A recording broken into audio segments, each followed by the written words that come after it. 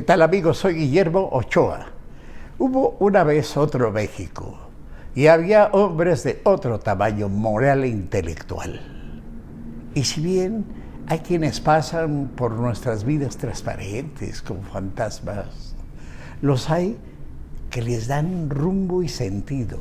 Y lo menos que podemos hacer es agradecérselos infinitamente.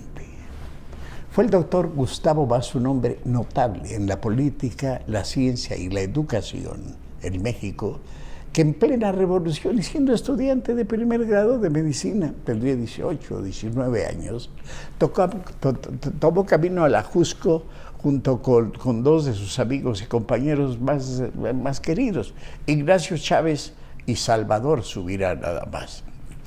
El doctor Chávez sería después una excelencia médica y rector de la Universidad Nacional, en donde, vergüenza eterna, una mañana fue expulsado a jalones por 3 patanes de su oficina en la torre de rectoría, cuyo edificio había quedado desolado como preámbulo de aquel batiburrillo que culminaría en Tlatelolco. El doctor Salvador Subirán, médico eminente, fundaría el Instituto Nacional de la Nutrición, institución modelo, donde se atiende lo mismo a aquellos que no llevan un clavo en los bolsillos que a Carlos Slim, que recientemente se hizo allí una revisión general. El doctor Gustavo Vaz Prada fue ministro de Salubridad y modernizó el ejercicio de la medicina en México. Cuando él llegó al ministerio, todavía se operaba con levita y chaleco.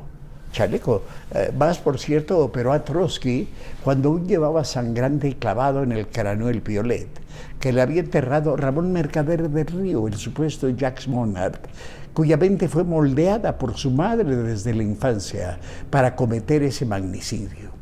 Le recomiendo leer sobre esto el libro El hombre que amaba a los perros, del cubano Leonardo Padura.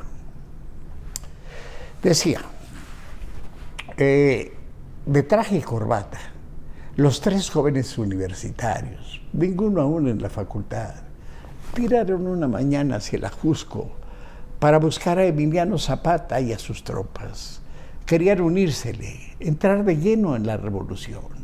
Y en efecto, después de horas y horas, quizá horas de trepar y buscar, lograron contactar con los zapatistas, que a ojos lo sospecharon espías. Gustavo Pras fue llevado entonces a caballo por un grupo hasta una cabaña oscura alumbrada por velas, donde en brazos de su madre, sollozante, desmoreció a gritos una recién nacida. Frente a ellos, el rostro de piedra, la mirada dura, estaba Genovevo de la O, segundo de Zapata. Dices que eres doctor y o la curas o te mueres. Nada más era estudiante de primer grado, trató de explicar. O te mueres, repitió de la O. Vaz no llevaba nada, ni una pastillita, y lo peor, sabía menos de medicina que una madre primeriza. Era estudiante de los primeros meses. Buscó en sus bolsillos, encontró un paquetito del que tomaba un poco de carbonato de vez en vez. Le dio entonces a la nena una cucharadita en la boquita, un traguito de agua, y se puso a esperar. No paraba el llanto, no cesaba el cólico. Al rato, otra cucharadita, otro traguito, y un tercero, siempre después. Subía el llanto, la fiebre, y en Vaz el pavor que le hacía imaginar a la escolta que lo llevó, convertida en un inapelable pelotón de fusilamiento. Se estaba jugando la vida, hasta que escuchó algo. Puso atención, volvió a escuchar, ahora más de cerca, el oído en la pancita de la nena, con todos los sentidos, a escuchar ruiditos en las tripas, y un pedito, luego otro pedito y otro más. Y al salir al aire, el llanto se hizo sollozo. A la madre le volvió la esperanza, y tiempo después, el coronel zapatista Gustavo Vaz, que había entrado en algunas batallas entraría entre blancas mantas de recepción triunfante y a caballo vestido de charro, al lado de un coronel de línea entre los enormes sombreros zapatistas de palma por el sur de la capital, mientras por el norte entraba Francisco Villa, dando lugar así después, al reunirse en Palacio Nacional, a la famosa fotografía de la silla presidencial captada por Agustín Víctor Casasola, tío abuelo del negro Casasola, con quien cubrí la fuente policíaca varios años en Novedades. Por cierto que en la película Zapata de Marlon Brando hay un error al reproducir ese momento. Zapata, que no quiso sentarse en la silla, descansó el sombrero en la rodilla izquierda, no en la derecha. Bueno, en todo caso, la cinta es bastante mala. Más o menos 50,000 hombres llegaron con ambos líderes. Se fueron a la bola con ellos, desde el norte y desde Morelos, en su violento recorrido hasta la capital. Casasola había captado y captó las fotos más famosas de la revolución, entre ellas las de un personajote, Fortino Sámano, miembro del ejército constitucionalista, carrancista pues, que con las manos en los bolsillos y el puro en la boca sin que un gramo de ceniza caiga al piso, es decir, sin temblor ni desafío, esperaba la orden de fuego para enfrentar sereno, sin protesta, el fusilamiento. La ley debe cumplirse, dijo a su madre que lloraba y pedía a gritos el indulto. Fortino robó y con violencia, sí. La condena debía ser menor, pero había que poner ejemplos. Eran los tiempos en los que para los delincuentes había todavía balazos, no abrazos. No había mañaneras que intentaron dar la idea de un país negándola, de un país ensangrentado y violento, empavorecido por la delincuencia más que tolerada, frecuentemente protegida, como ocurre ahora. El doctor Gustavo Vaz recibió de Zapata la orden de presentarse en Toluca. Le habían preparado todo, un balón Pullman. El viaje fue lento, tren, largo, pero nada tedioso, no iba solo. Al llegar a la estación, vio que el andén estaba repleto de sombreros de petate. ¡Vive el gobernador!, gritaban muchos. Y él se asomó discretamente por un hueco en la cortinilla de terciopelo para ver al gobernador a quien vitoreaban. Y entonces escuchó entre las voces una que le sacudió: ¡Vive el doctor Gustavo Vaz! ¡Vive el gobernador Vaz! Cerró totalmente la cortinilla, terminó de vestirse, entró al estrecho baño, se echó agua en el rostro y en el pelo, se peinó como pudo y salió a la pequeña plataforma final del tren para saludar con los brazos en altos, mientras su acompañante, que estaba linda yo creo, salía discretamente por la otra puerta delantera. Él fue llevado a hombros, en ratos cabalgando, cuando lograba bajarse de los hombros hasta el Zócalo, el Palacio de Gobierno. Gobernó como provisional un año. En ese año modificó la educación, mejoró los servicios sanitarios y combatió, sin tentarse el corazón, a los rateros. Luego, al entrar a Toluca, los carranclanes, es decir, los carrancistas, es decir, el ejército constitucionalista, él salió de Palacio. Salió bajo los aplausos de 3 muchachas guapas que le aplaudían desde un balcón. Vestido de charro, viró en redondo, ordenó a su caballo poner rodilla en tierra y, descubriéndose con una caravana, metió espuelas y salió de Toluca. Años después, descendientes de Venustiano Carranza fueron a donar al despacho del doctor Vaz, y yo lo vi, gobernador por segunda vez, ya constitucional, varios objetos personales de Carranza.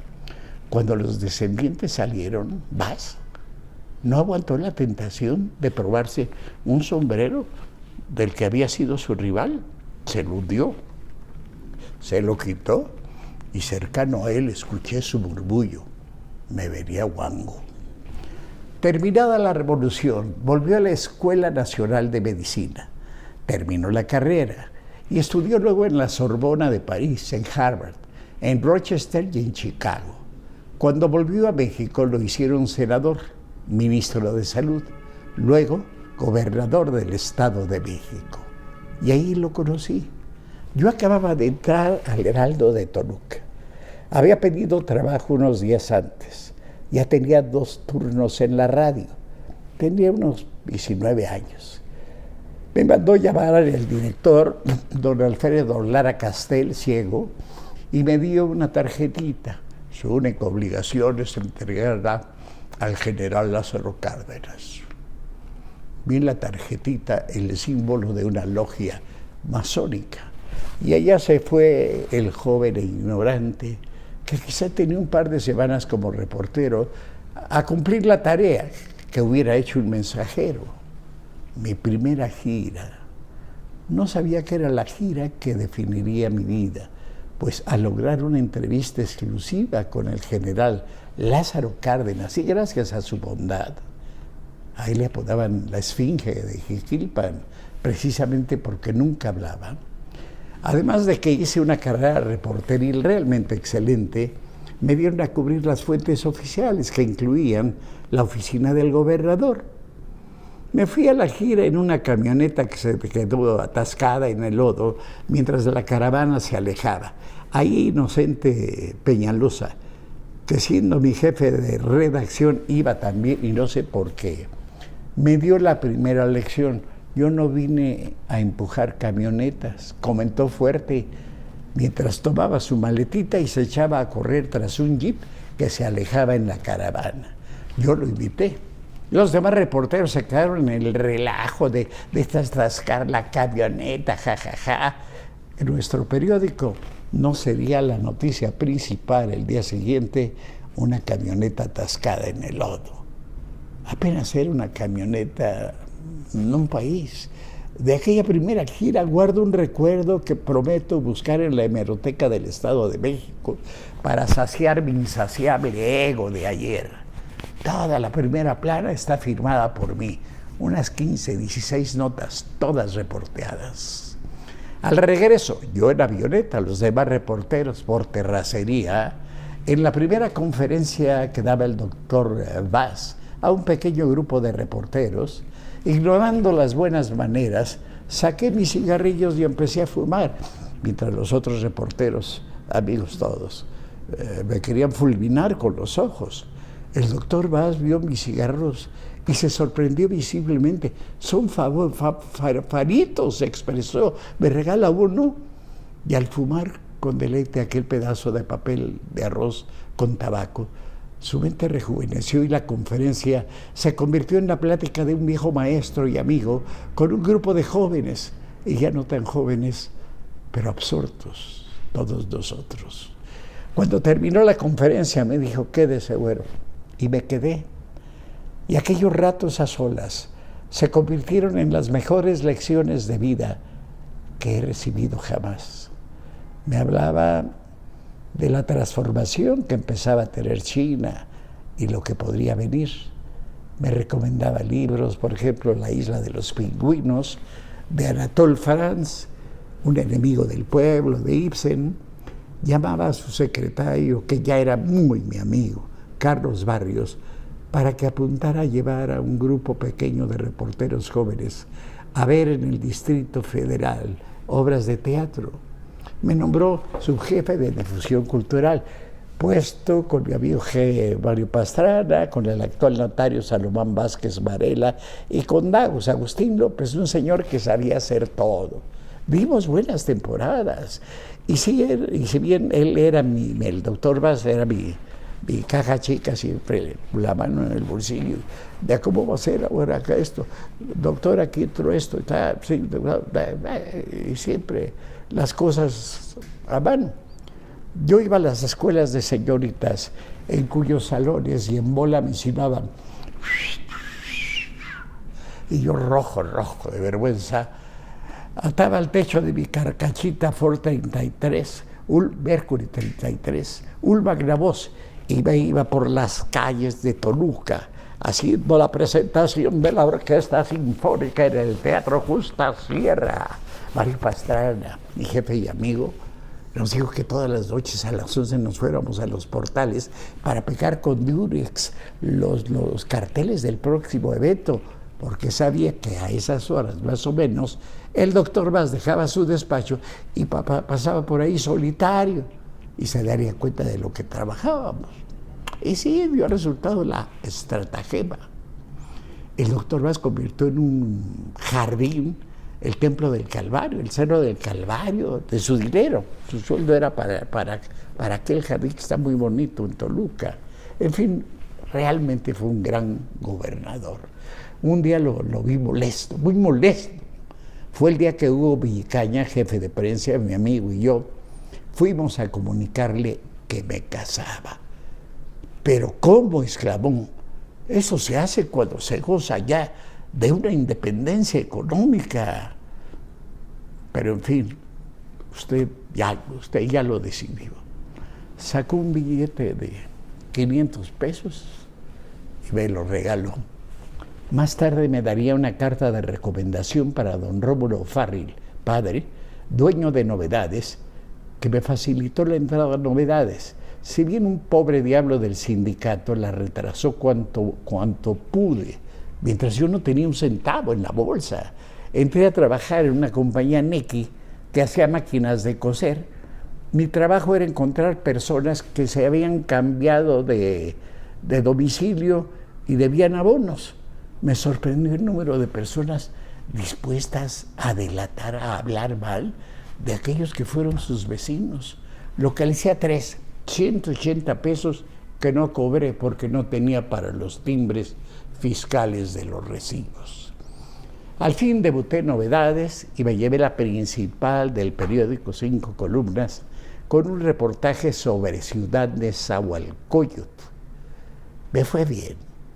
Visité varias veces al doctor Gustavo Vaz, ya en su oficina del Hospital de Jesús, de cuyo patronato era presidente. Para decirlo al estilo de la revista Selecciones, fue mi personaje inolvidable. Muchas gracias. De veras, muchas gracias, doctor Gustavo Vaz.